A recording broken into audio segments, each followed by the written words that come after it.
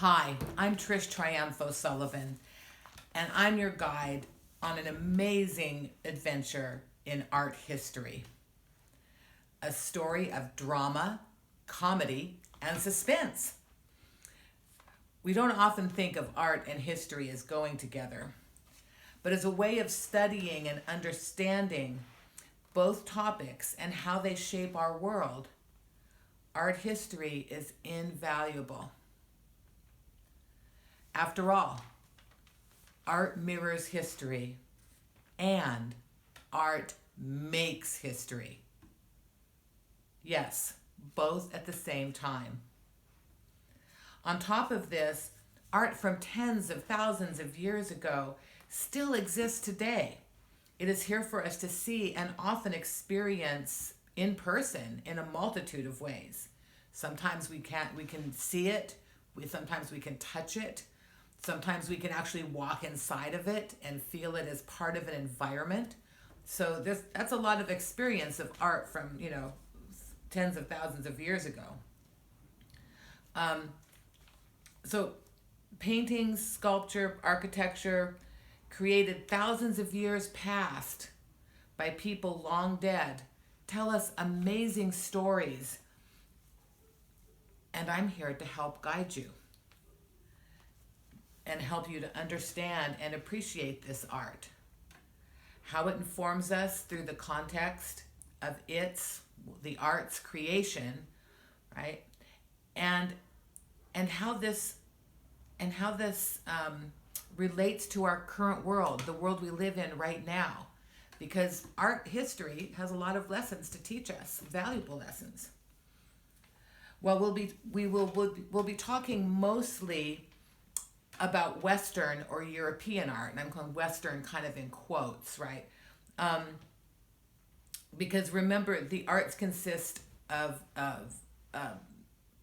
visual art, right? So when we talk, the arts have a lot of different pieces or parts to it. So remember, the arts consist of literature, poetry, and lively pursuits such as music, dance, and theater, right? Visual art is only a small piece of the artistic pie, basically. But that's what we're going to be focusing on. So we're going to be talking mostly about Western, European, and American visual art, okay? Stuff that we can actually see. And in this class, we will also look at events and art from other parts of the world. So let's get started. But first, we have a few definitions that I think we need to go over. Yeah, I know. We need some vocabulary to work with for this. And we need to establish some basic categories to help us when looking at art. So first, let's take a look at what we got here. So we're doing art history, and let's talk about a few basic categories that we're going to need to know about for this class. So first, the main categories we have are physical, right, and aesthetic.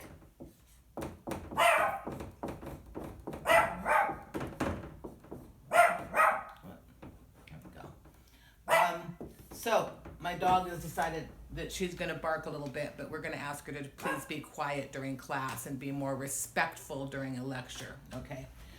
So Pip, do you mind just quieting down? Thank you. So physical refers to the most elementary parts of the artwork. So we're talking about like the kind or type of art. Right, the type.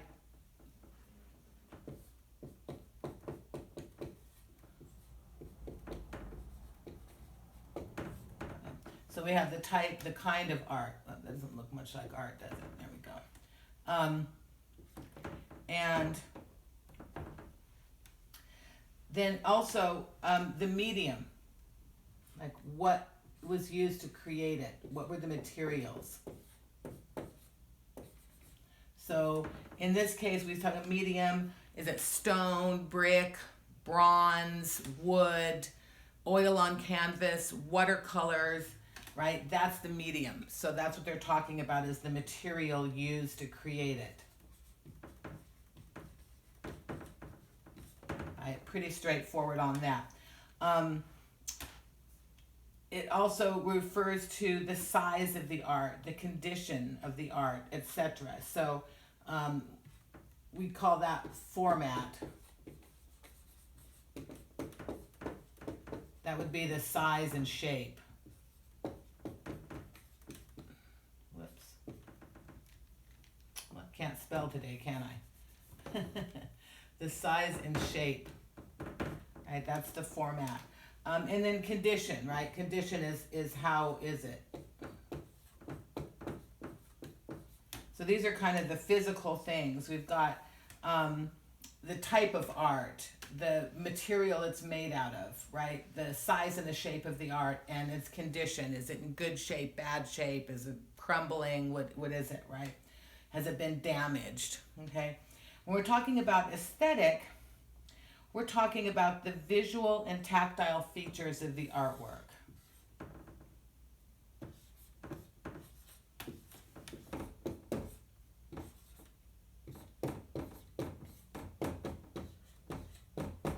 So visual and tactile features. And what that means is well, I'm going to write it down because these are some of the basic precepts, and we're going to go into more detail about these as well. But let's just take a quick look. We're talking about form, line. And these are the visual and tactile, right? Shape, color, mass, and volume. Right, so these are the visual and tactile elements that fall under the aesthetic category. So we've got physical category and aesthetic category, okay? Now let's talk about the historical categories. All right, so you guys, this is the vocabulary that you're going to need to feel comfortable using in this class. When we have our class discussions, we're going to talk about the physical aspects of an artwork, right? What kind is it? What was it made out of? What's the size and shape of it? What's the condition of it, right? Maybe even where it's from. Where's it located, right? What's the location of it? Then we have the aesthetic, which are the visual and tactile things that are a little bit more esoteric to describe, I guess I should say. Then we've got the form, line, shape, color, mass, and volume. And like I said, we'll define these in a few minutes. But right now I want you to think about this and start thinking about talking with these types of vocabulary words, okay, when we're describing art, because we're going to be using this to describe art, right? So you have to start feeling comfortable using this this language as we're going through here. So now we have historical categories.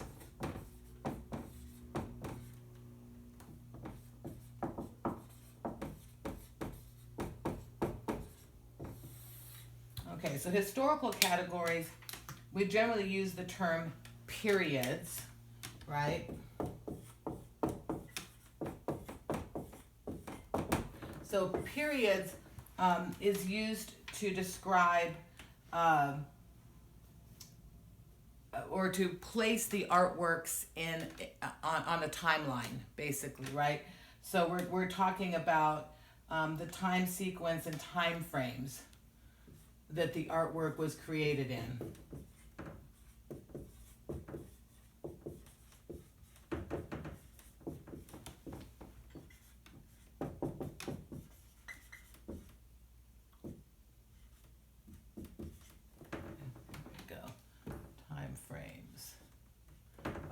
So periods describe the time sequence or time frames that the work is created in. And these are broken down by date, right? So we're talking about the date that something was created. And the word that we just use for that is chronology.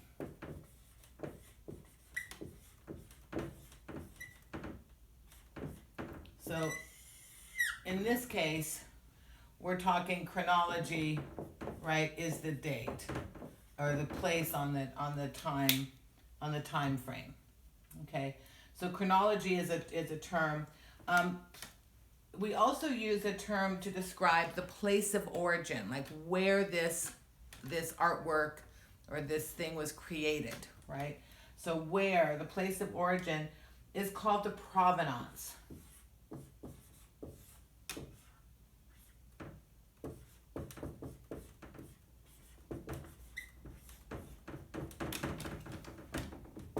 And I'm going to put these in quotes so you know that these are vocabulary words, right? Provenance equals place of origin.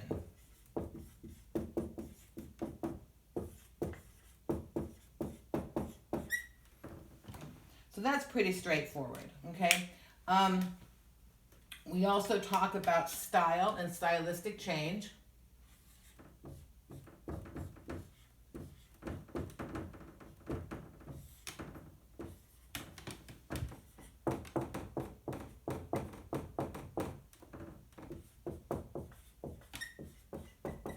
Okay, style and stylistic change, and of course style refers to certain nuances that are used during that in that particular artwork that helps place it in our chronology here. Iconography and subject matter.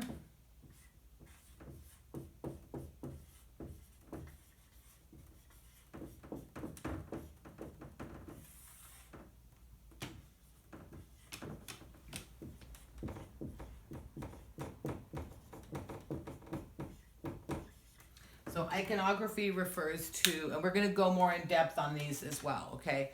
But iconography basically refers to the use of symbols in artwork that have another meaning than just what that symbol is. So I'll give you a quick for instance. A for instance would be an apple in an artwork. You see the apple and you think, oh, it's an apple. Well, the apple also has a couple other meanings. Sometimes it means evil, right? Because of they're talking about the biblical idea of Eve eating the apple, right, and falling, from grace. So they're thinking, there's some hidden meanings, and that's what we have with the iconography. Okay, so an icon is a symbol, and so they're using something as a symbol to represent something else. Another instance is a lot of times in art. You'll see a little dog, right? And a dog isn't just it's someone's pet. It usually means loyalty and fidelity, right? So it means that someone is loyal and true to their heart, their soul. So then we also have attribution.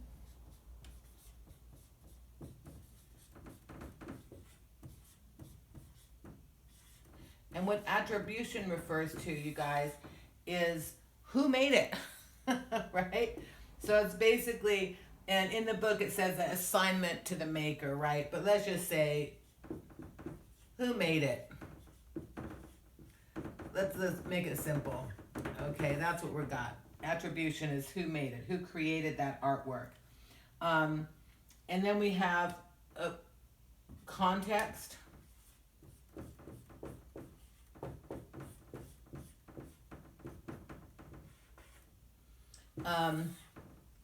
And meaning and cause.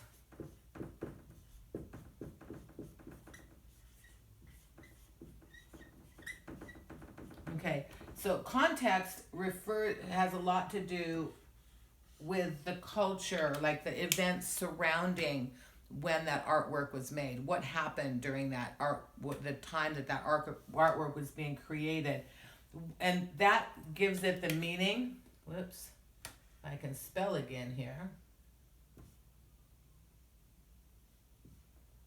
That gives it the meaning and the cause of creating it, right? Like what caused it to be created and what's the meaning. So the context is a really important part. So just to go back over this, we talked about a couple of main categories, right? Physical and aesthetic, right?